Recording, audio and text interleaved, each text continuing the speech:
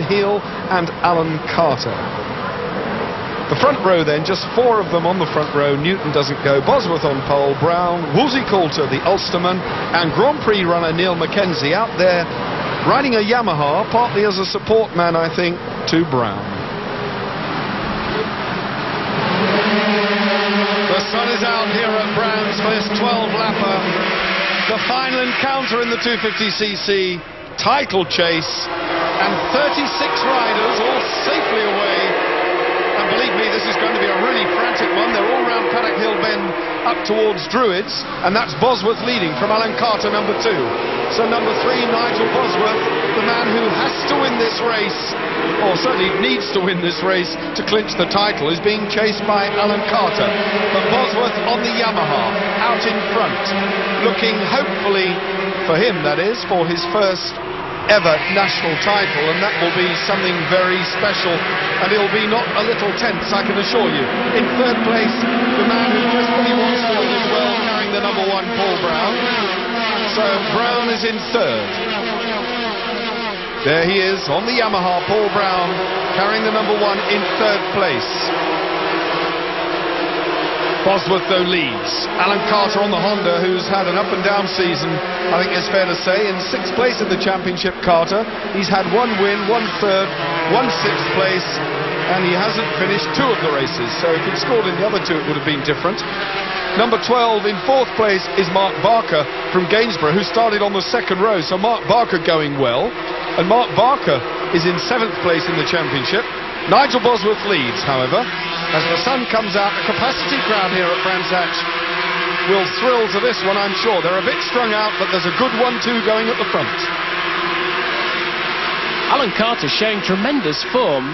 He's taken the lead. Bosworth has been relegated to 2nd spot, and Alan Carter has got into the lead. Now, Alan has had a very up-and-down season as Paul Brown challenges Bosworth, but Carter's had a very up-and-down year. If only he could have made good starts, then I think his season would have been better, and he's not been able to do that. However, in this race here today, he's shown that he can make the start, and he's leading the race. 28 years of age, Alan Carter on the Honda, from Halifax originally, and the Honda team, of course, based in Louth these days. Carter, the sole Honda man on 250s, well, apart from Phil McAllen, who's also been riding Hondas on the true road circuits, but Carter really the man on whom they've pinned their hopes for the 1992 season, and is very capable of wins at national and international level, and shot to stardom when he won the French Grand Prix at 18 years of age. So an immense talent. Of course, 10 years ago, that was when Carter was doing the business in Grand Prix, and now here he is on the national scene, leading the championship leader, number 3, Nigel Bosworth. Brown then on the Yamaha. Up into 4th place has gone number 5, or number 6, I beg your pardon.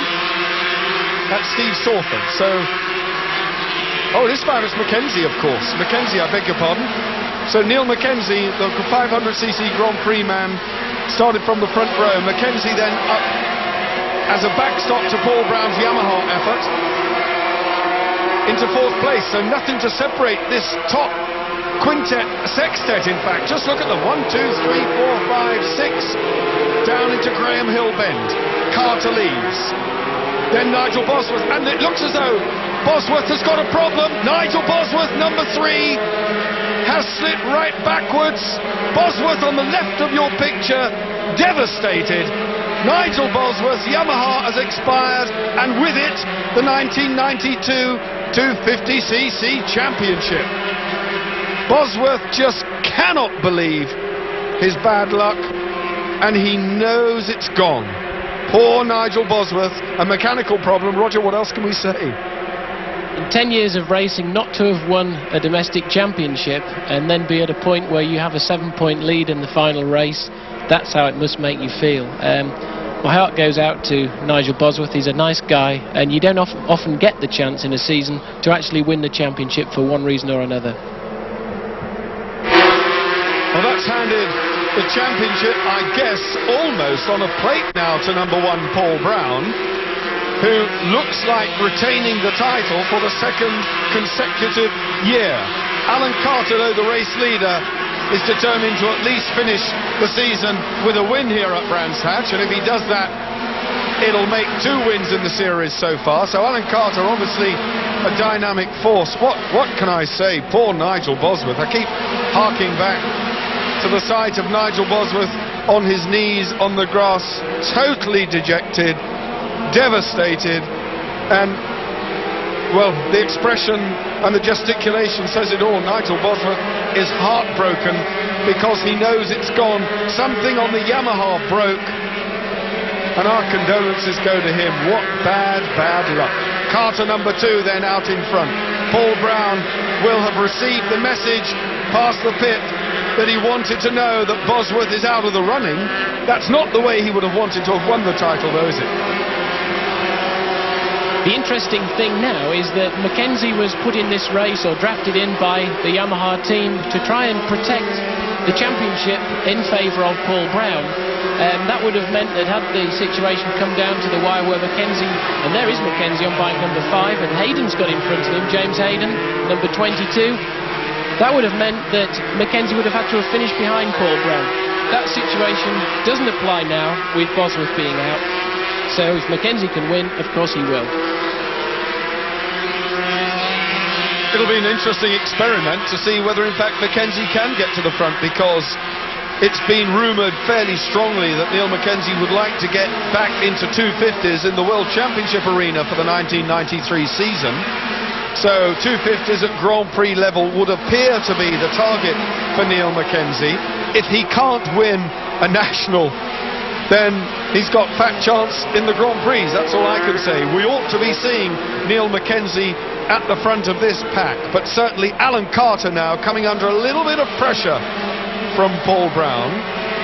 Having said all of the things I've just said, Paul Brown, of course, needs to stay on. Absolutely so. Steve Sawford could win the championship. Ian Newton, unfortunately, is out, but Steve Sawford could certainly win the championship if Paul Brown were to fall off and Sawford be well enough placed, but I don't think that's likely somehow. Paul Brown's tracking down Alan Carter. Lap by lap, he's getting inches and inches closer, and he looks every inch a champion. The 24-year-old then, number 1, Paul Brown. Mara, as he is known, his nickname is Mara. He is the protege, really, of British champion Rob McElnay, and Rob took him under his wing some 3 seasons ago, identified the very strong talent that Paul Brown possessed, and he really came to the fore in the tail end of the 1990 season and took the championship in 91, much to the astonishment of the established 250cc regulars. And Alan Carter, the man leading this race, number 2, was one of those men who was very much surprised by the talent of Paul Brown. And 1-2 last year, they're now 2-1 in this race. And it's going all the way down to the wire here, I think, in terms of the scrap for the lead. Paul Brown would very much like to win the title on a high note. 3rd place is the astonishing talent of James Hayden, the 18-year-old from Amersham. Nigel Bosworth is absolutely devastated. He just can't believe it. The psychological pressures on a rider, of course, Roger, coming up to a meeting like this, all throughout the practice sessions and the day before, must be enormous. From the beginning of the year, you build yourself up for a championship win. If everything's going all right and you're on a roll, which Nigel Bosworth has been, then it looks like that's going to be possible. That excites you even more, and then for that disappointment, well, I think the pictures have said it all. Well, meanwhile, a gap opening up now between the 2nd and 3rd place men. Mackenzie up to 3rd, having gone past young James Hayden from Amersham. The Team Great Britain rider, number 22, is now down to 4th, and absolutely no disgrace being passed by Neil Mackenzie, who won't have ridden a 250 for many months, having put all his efforts into the 500cc Banco France Yamaha effort in the World Championship. So the 250cc ride for Mackenzie is a bit of a departure from what he's been doing throughout 1992. But he's acquitting it well, so we have a Yamaha in 2nd and 3rd. The Honda is out in the lead. Alan Carter, though, is coming under real pressure now from Paul Brown. So as they drop away down the hill towards Graham Hill Bend, those first four, and Mackenzie is closing. In third place, Neil Mackenzie is closing. James Hayden is going with him. So the youngster from Amersham in fourth is really hanging on to the very best that Britain can offer in the shape of Neil Mackenzie, who in turn is chasing the reigning and soon-to-be 1992 champion Paul Brown, who in turn is desperate to take the win from Alan Carter. The interesting thing now is that Neil Mackenzie can win this race. I say that because team orders would have dictated that he may have had to have finished behind Paul Brown had Bosworth continued, but now the situation is that he can actually go out for the win, and it's taken him a few laps to warm up. That's the typical style of a Grand Prix rider, as Mackenzie is. He's taken a few laps to warm the tyres, to settle the machine down, and now he's really showing his class, and I wouldn't like to bet money against the fact that he won't win. The caption tells the story. Mackenzie's on the charge, but look at James Hayden in fourth place going with him.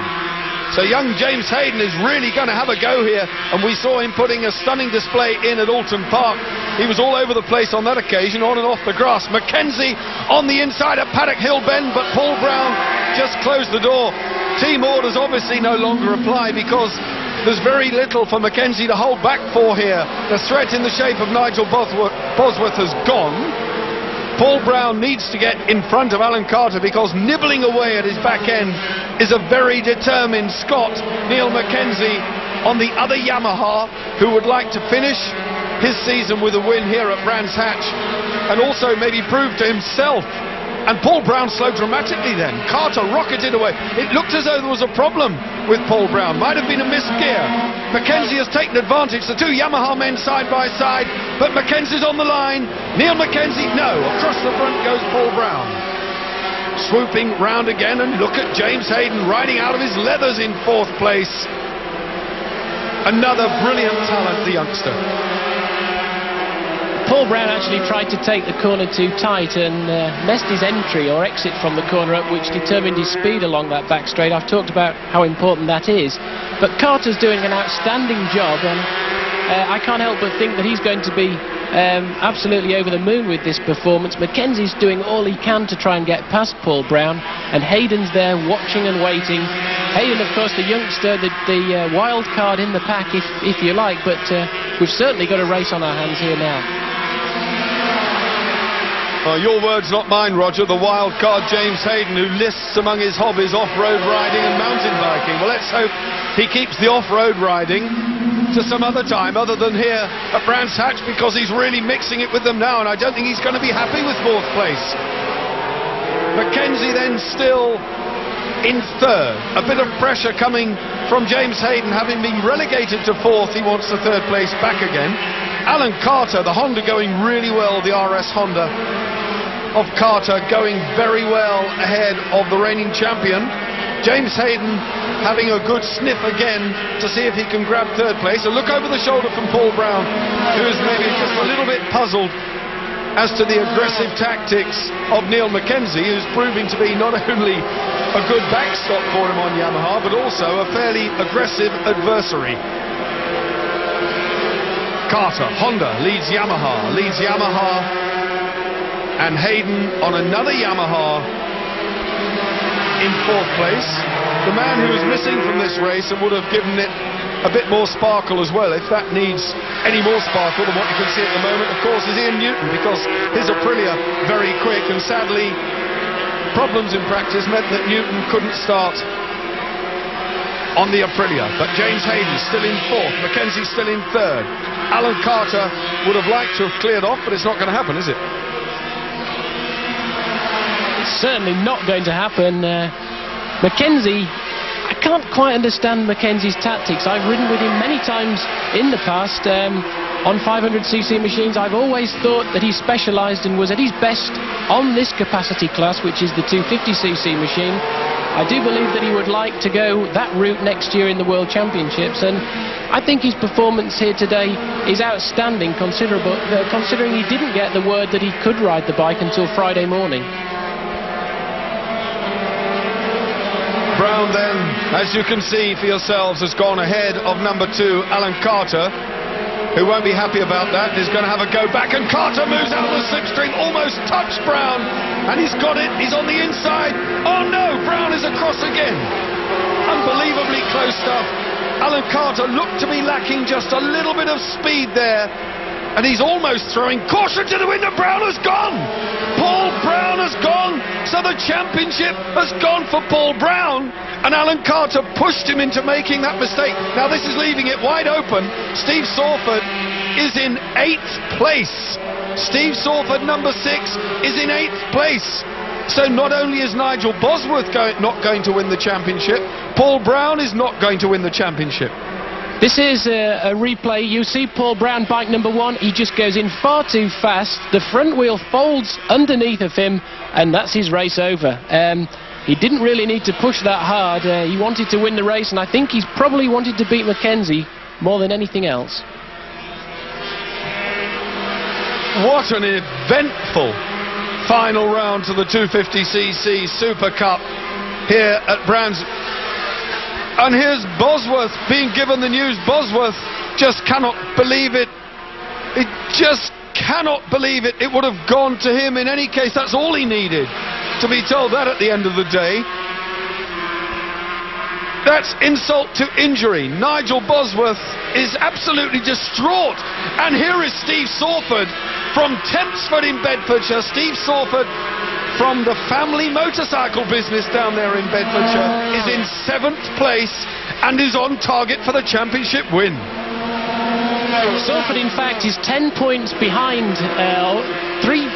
He has to finish in 6th place. We've worked it out, quick maths, 5th or 6th place.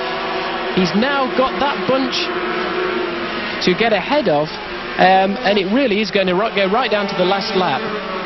Well, this is incredible. Now, Steve Sawford came into this championship final round on 57 points. Nigel Bosworth already has 67.